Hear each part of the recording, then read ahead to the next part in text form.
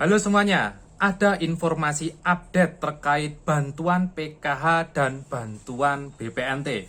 Bahwasanya Kementerian Sosial Republik Indonesia pada tanggal 27 Mei tahun 2022 telah menerbitkan Keputusan Menteri Sosial Republik Indonesia nomor 101 HUK 2022 tentang pelaksanaan program sembako dan program keluarga harapan. Dengan adanya surat keputusan ini tentu saja ada perubahan ya terkait sasaran penerima bansos baik bansos PKH ataupun bansos BPNT. Ada rumor juga yang beredar di media sosial bahwasanya bagi mereka yang berumur 40 tahun ke bawah, nantinya akan dicoret dari kepesertaan penerima bansos PKH dan juga bansos BPNT. Nah, apakah hal tersebut itu benar adanya? Dan seperti apa informasi resmi yang tersampaikan pada Keputusan Menteri Sosial Republik Indonesia bernomor 101 HUK 2022 ini?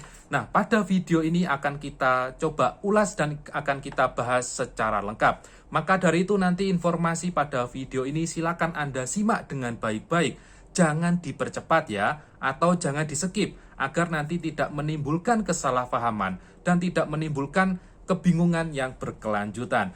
Baik keluarga Indonesia, sobat netizen dimanapun Anda berada, saatnya kita akan masuk ke dalam topik pembahasan kita kali ini.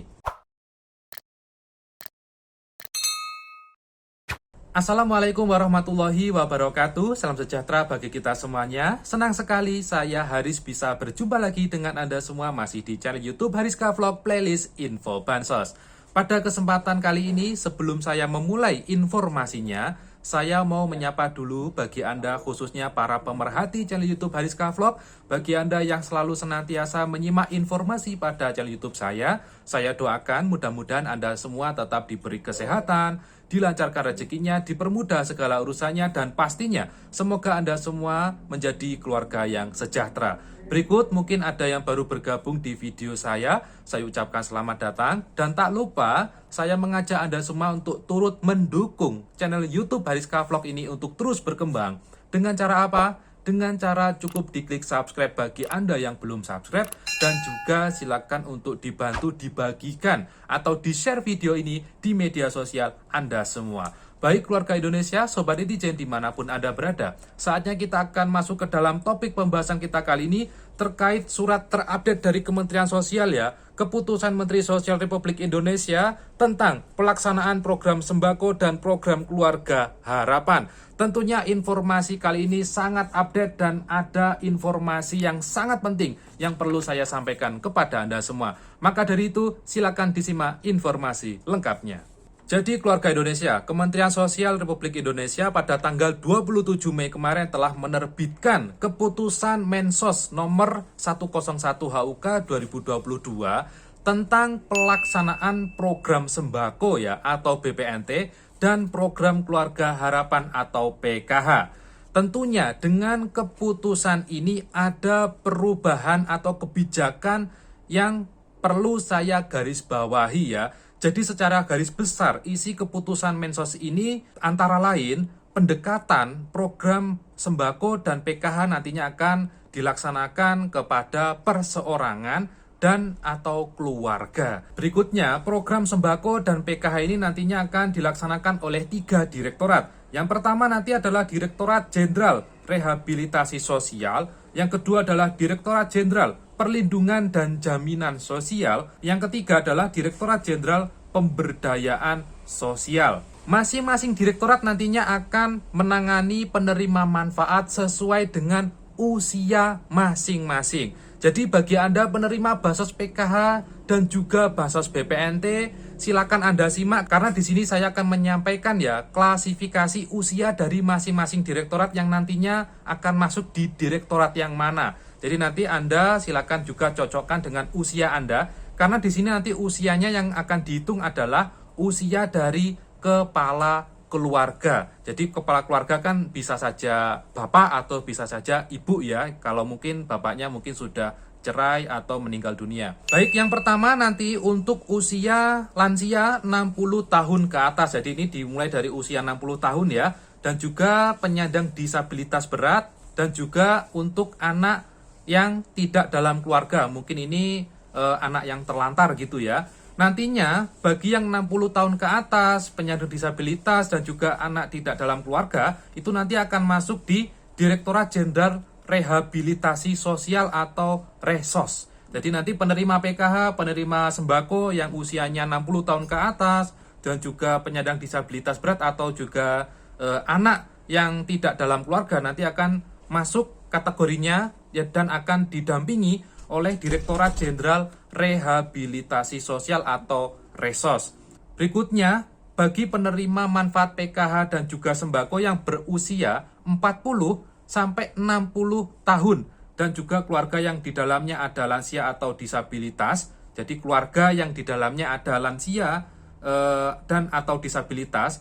Jadi rank umur 40 sampai 60 nanti akan masuk di Direktorat Jenderal Perlindungan dan Jaminan Sosial atau Linjamsos.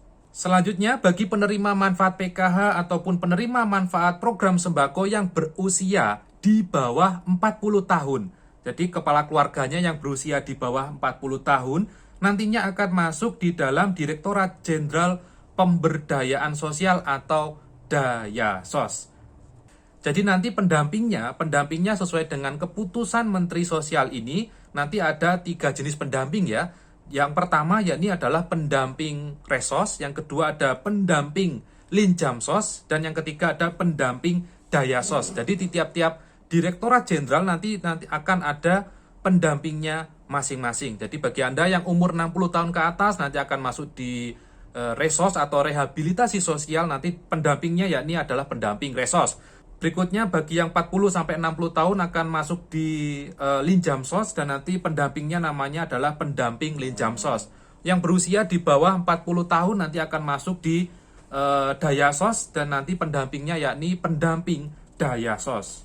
Nantinya pendamping PKH seperti kami dan juga pendamping BPNT itu akan masuk di mana ya, nanti itu masih belum dijelaskan lebih lanjut.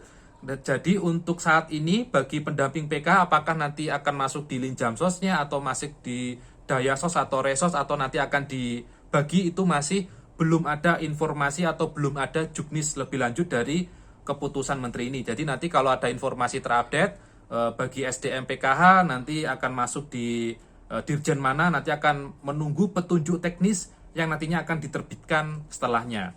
Lalu dari informasi ini apa yang bisa diambil ya informasinya? Jadi yang bisa diambil mungkin bagi Anda penerima manfaat, baik penerima manfaat PKH ataupun BPNT yang saat ini umurnya kepala rumah tangganya ya, itu masih di bawah 40 tahun, nanti siap-siap saja mungkin akan ada graduasi ya. Graduasinya tapi tidak langsung tergraduasi karena nanti kemungkinan akan masuk di dalam program pemberdayaan sosial. Karena usia 40 tahun ke bawah kan masih dikategorikan usia produktif ya. Maka dari itu memang Kementerian Sosial menyeting demikian. Jadi agar usia 40 tahun ke bawah ini nantinya bisa produktif dan bisa meningkatkan skillnya melalui Direktorat Jenderal Pemberdayaan Sosial. Berikutnya yang usianya 40 sampai 60 tahun ini mungkin baik PKH atau BPNT-nya kemungkinan masih akan lancar gitu ya pencairannya. Seperti biasa ya, tentunya penerima itu juga harus memiliki komponen. Kalau di PKH ya harus ada komponen balita ya, lansia, anak sekolah gitu ya, disabilitas berat.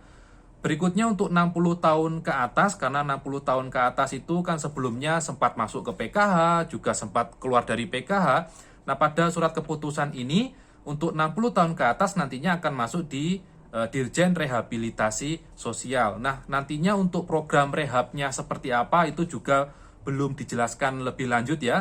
Jadi program rehabilitasi sosial untuk lansia umur 60 tahun ke atas itu seperti apa, nanti kita nantikan ya kebijakan selanjutnya dari Kementerian Sosial. Kita nantikan juga juknis terkait kebijakan atau juknis terkait SK Menteri ini.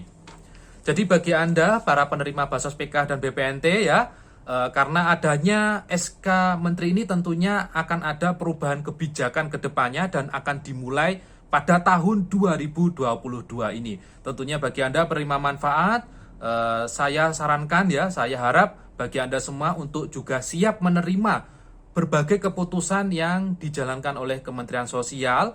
karena nantinya memang keputusan yang diambil sudah melalui pertimbangan dan juga sudah melalui tahap evaluasi ya terkait penyaluran bansos sebelumnya.